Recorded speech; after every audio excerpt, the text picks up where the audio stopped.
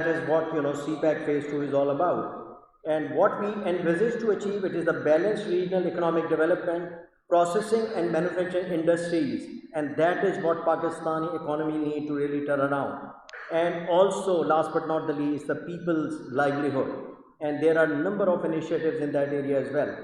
The long-term projects are going to continue until 2030, and this is what is called the period of maturity. The mechanism for sustainable economic growth would be evolved and implemented, and in this most important period, CPEC to play the leadership role in the region, and that's what you have heard, that it is the major initiative of China, and China CPEC is part of the flagship initiative of OBOR, One Belt, One Road.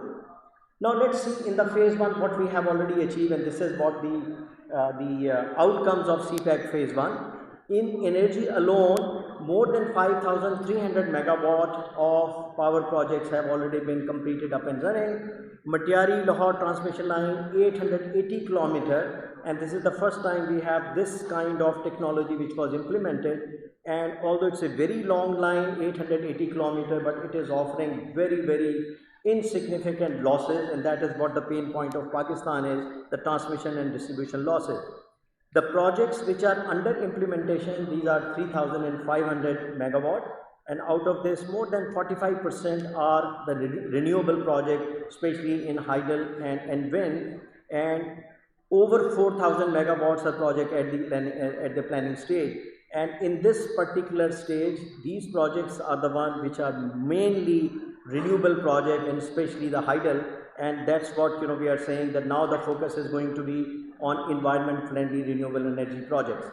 As regards the transport infrastructure is concerned, more than 1,800 kilometers of new motorways, highways and urban mass transit, and that includes the Lahore Orange Line, 820 kilometers of optic fiber from Peshawar to Islamabad, and more is going to be laid inshallah very soon. And in Gwadar, International Airport is under construction, and we inshallah very confident that by first quarter of 23 the major flights will start to take place over there. As regards major other upcoming infrastructure projects are concerned, one of the most famous one is the ML railway line, that's going to be from Peshawar all the way to Karachi, over 1700 kilometers. And in Karachi there is yet another very important project which was agreed and signed off in the last JCC, which is Karachi Comprehensive Coastal Development Zone. In the industrial cooperation, as you just heard Aswar say, 9 economic zone and a free zone at Gwadar have been envisaged, but at the moment we are concentrating on the 4 special economic zones, one each in one province, and also you see the special free zone in Gwadar, which is order of magnitude more than where we started.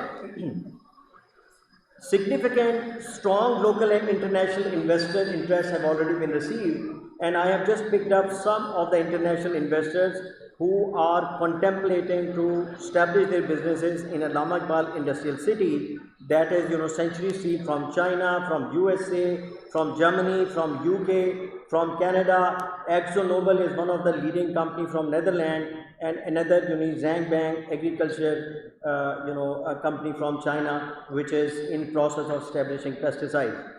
Here I also want to alleviate the major I would say mis-saying that CPEC is only centric for China, but that is what we are trying to disseminate, that the CPEC opportunities are available or open for all the investors from all over the world. And I am happy to announce that inshallah middle of next week we are going to be having international conference also, where majority of the European and the North American ambassadors along with their commercial teams are planning to participate, and the main objective is to disseminate what CPEC is all about, what are the opportunities where they can have their businesses established. Moving on, in order to really effectively embark onto the phase 2, I took up this opportunity about 3.5 months ago. So we sat down with our team, and first thing we have done, given my background from the corporate sector, we articulated the vision, what we are dreaming to have, and I will very quickly share that with you. The vision is to accelerate socio-economic development of Pakistan by bringing industrial, technological and agricultural revolution through Chinese investment and transfer of technology. And what are going to be the main driver? It is, in my opinion, there should be only twofold. It is going to be focused on export growth kind of opportunities like textile, IT, etc. But although there are a number of other sectors where we will be focusing, and also the import substitution, and in the area of electronics, automobiles, agriculture, FMCG, pharma, etc. We would like to be promoting the foreign investment and creating local significant employment opportunities. And what is the main slogan? That inshallah we are committed to make Pakistan a manufacturing hub, and that is what the industrialization is all about, and that is where we are very confident and convinced that we will bring industrial revolution in this country.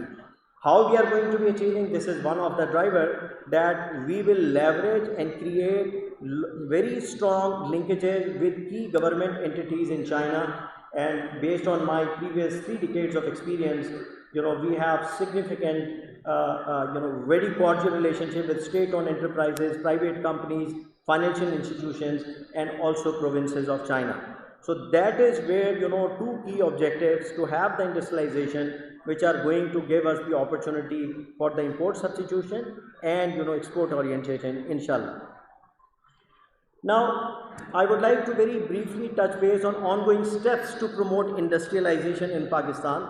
Well, foremost is that after having interacted, and you see, I was quite amazed to figure out that at least 147 Chinese companies are operating in Pakistan. And since CPEC provides the main facilitation, so these people are one who have either established their businesses or contemplating to establish their businesses. And in that area, they have been coming and identifying that what should be the consistent and convergent policies for priority sectors, including textile, agriculture, IT, science and technology. But those are the areas, we would like to pick up their feedback and make appropriate changes in bringing about the requisite changes in these kind of, the policies. Improvement in legal regime to facilitate investors, and that is what, one of the major focuses. And the main message is that inshallah ta'ala, between Board of Investment and CPEC Authority, we are working on one-stop shop, or you see the main facilitation center, one window kind of operation. And on top of it, what we would like to be doing, that in each special economic zone there are management companies, and those are going to be legally empowered. So as quickly as tomorrow, we are jointly making a presentation to the Prime Minister, and wherever changes are going to be required to make these companies, the management companies, legally empowered, so that investors should be able to come and they should be able to have all the requisite NOCs and permits rather than moving from one door to the other. Skill development to cater the potential requirement of trained workforce, and in each and every special economic zone, the vocational and training centers are being established. So 3 days ago, I was in Gavadir. One of, I would say, it's a world-class vocational and training center has been established by Chinese at a cost of about $10 million US.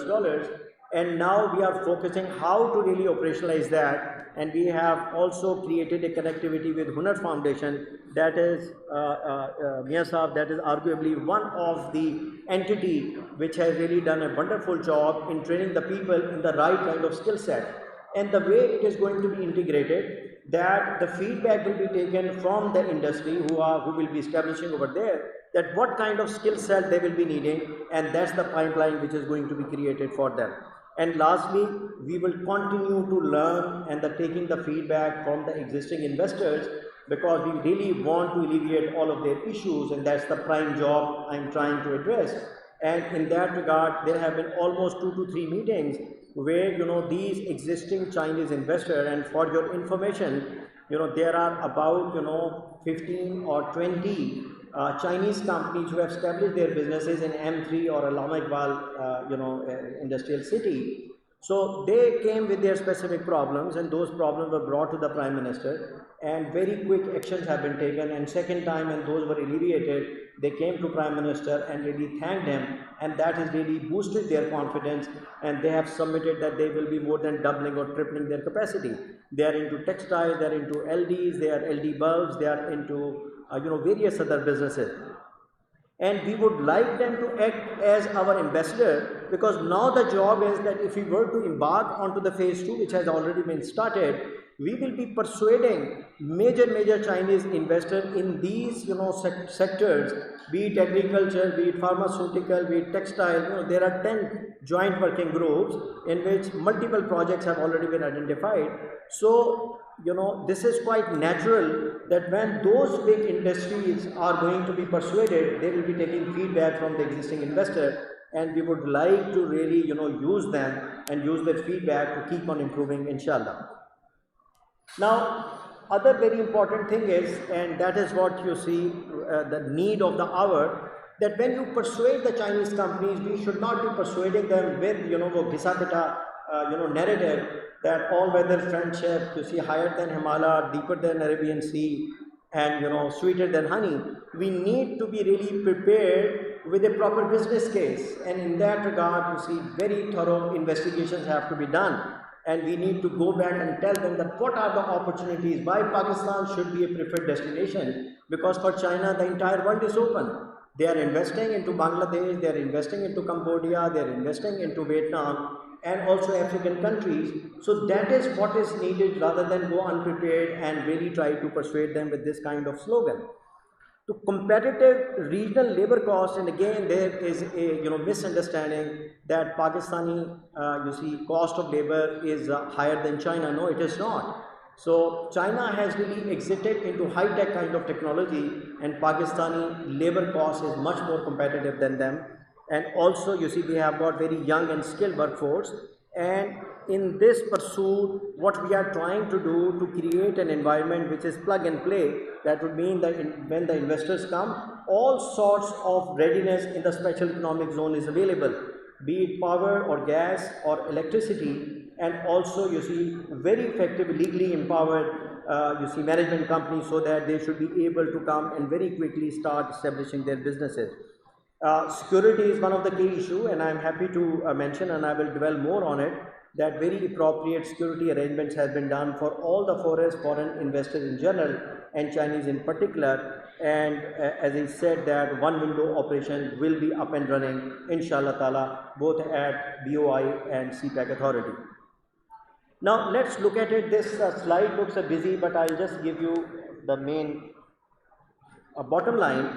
A proper study has been done to see that why Pakistan is so strategic location from the global sensitive standpoint, and this is one of the slides we have recently used when we made a very detailed, well thought out presentation to more than 35 major Chinese investors in textile.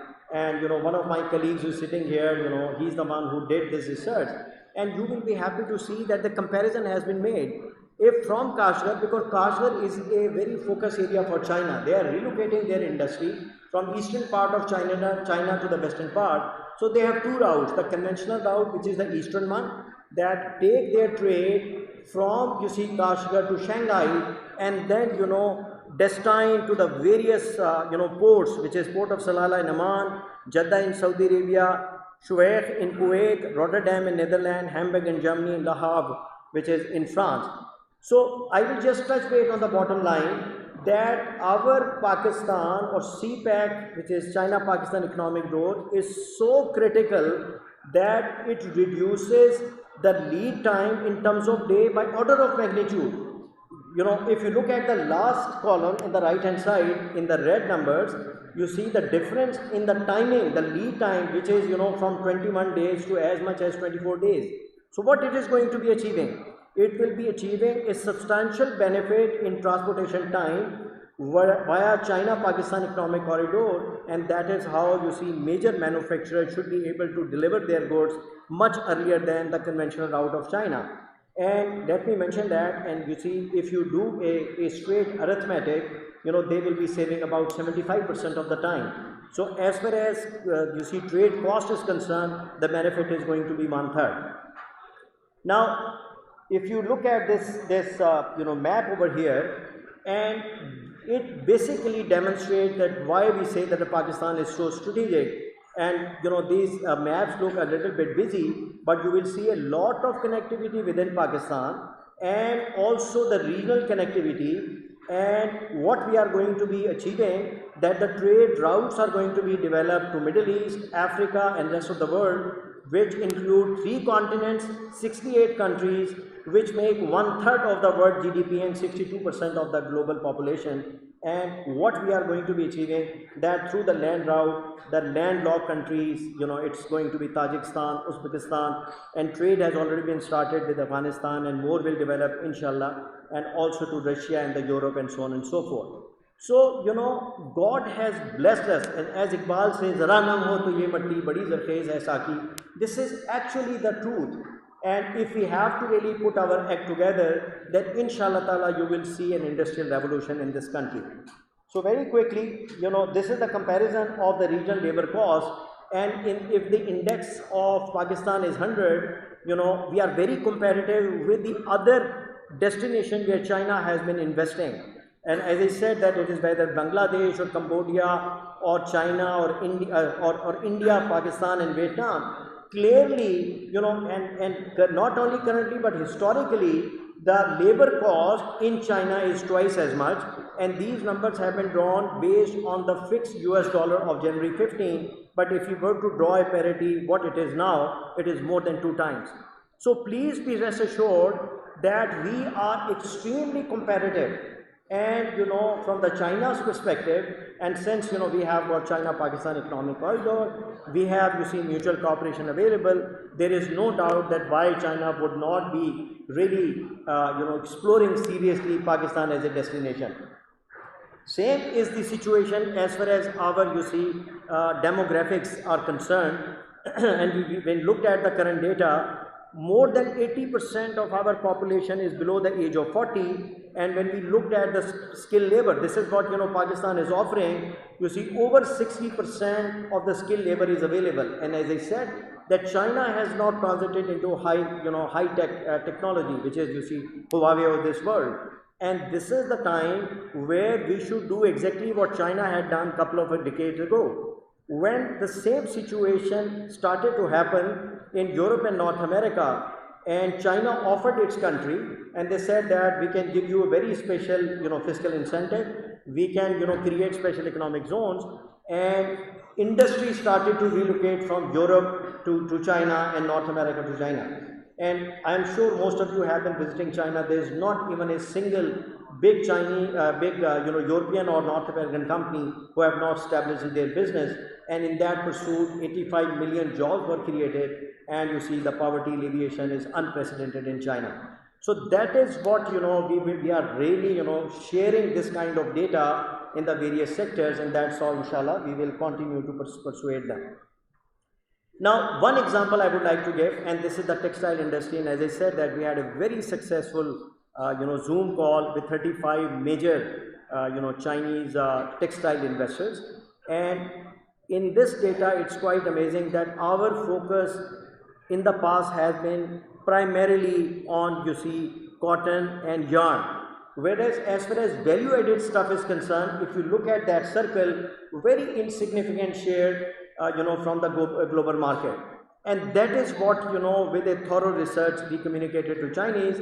And in the value added stuff and the mades up, Pakistan is absolutely ideal situation. And after that very successful conference, we are very confident that some of the major textile people will either begin to relocate or establish their businesses in Pakistan. Now I will very quickly now conclude. And just to let you know that you mentioned me earlier and Asfar also, there are 9 special economic zones which have been identified or earmarked.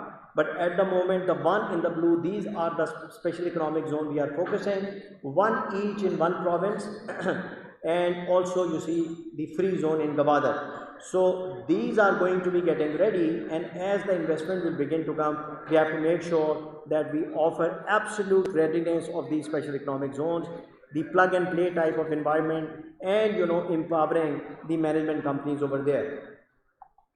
Give you some idea that Allama Iqbal Industrial City, it is a huge area, 3,200 acres.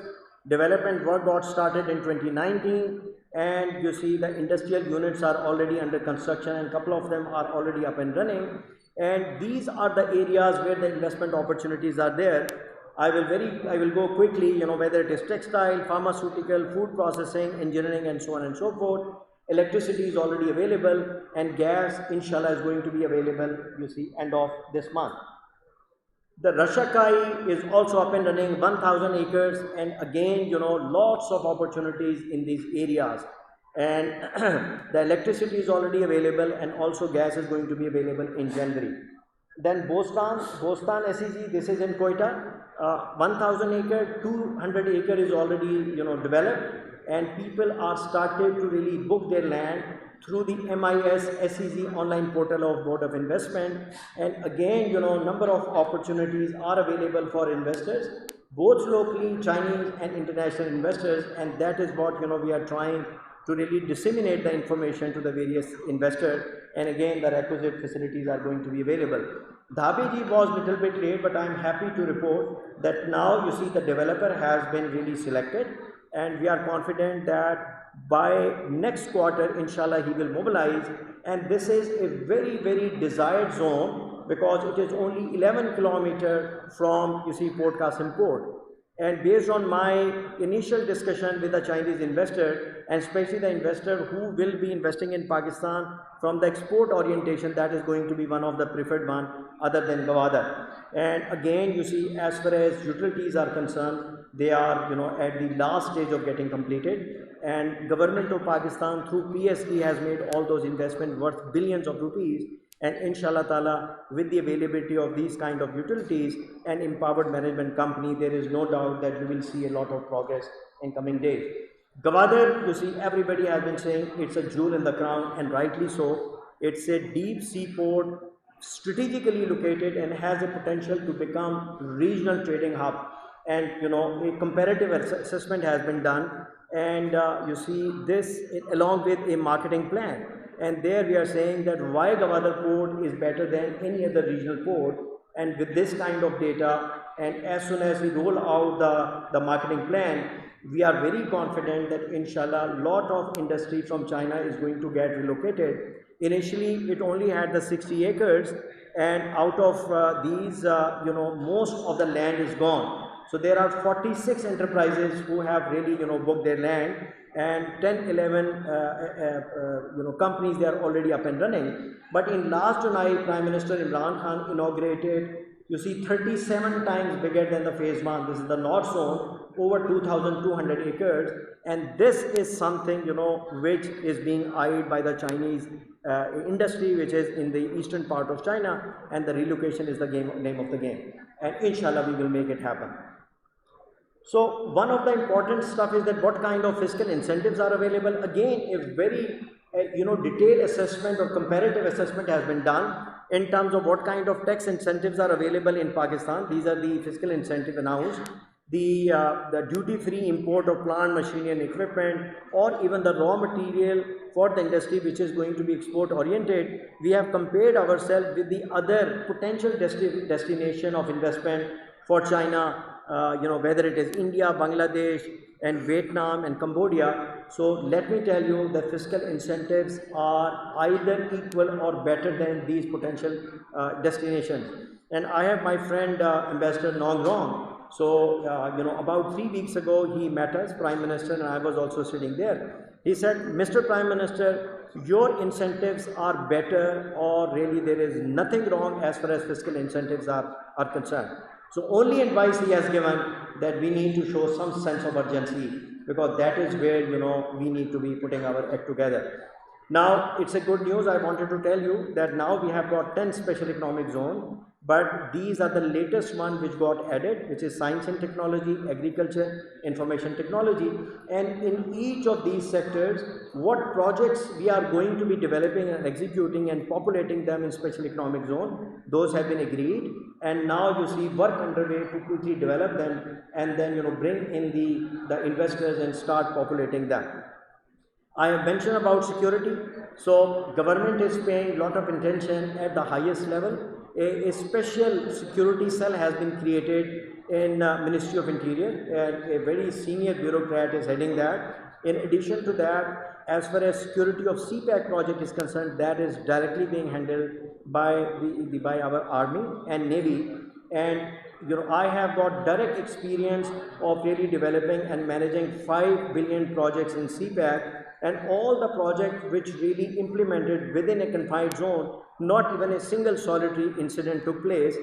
Two unfortunate incidents which took place, in KP and also in Gwadar, you see, those were the incidents which were at the outside. But thereafter, you see, the security has been further beefed up, and clear communication has been given to Chinese and the other investors, and that was one of the confidence with which the Chinese labor, they remobilized also in Dasu and Gwadar, and now they are very confident that security should be handled, because it is directly handled by Pakistan Army, Navy, in close coordination with the law enforcement agencies. And my last slide is the creation of enabling environment for investment, and that is what you see we are offering in CPAC Authority.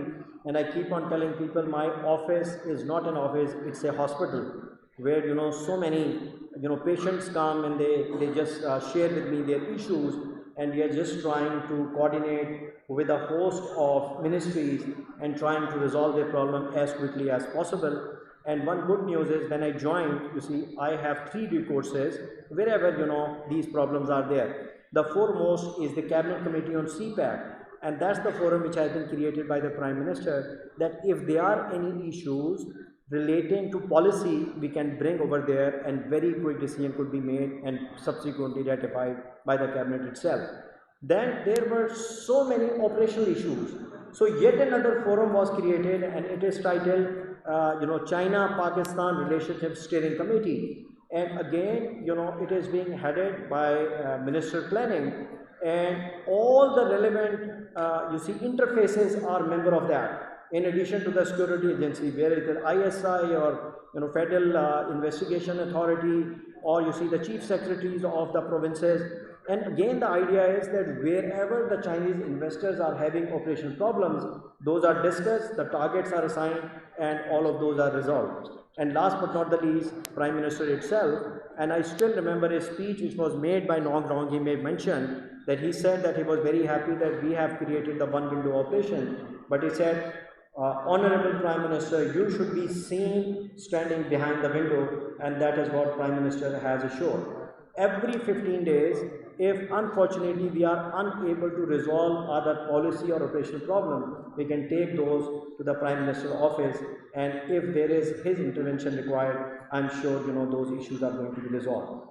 So ladies and gentlemen, thanks for your hearing, but I will end up with saying that now Pakistan is ready to bring in the industrial revolution. Inshallah Taala lazim hai कि हम भी देखेंगे. Thank you very much.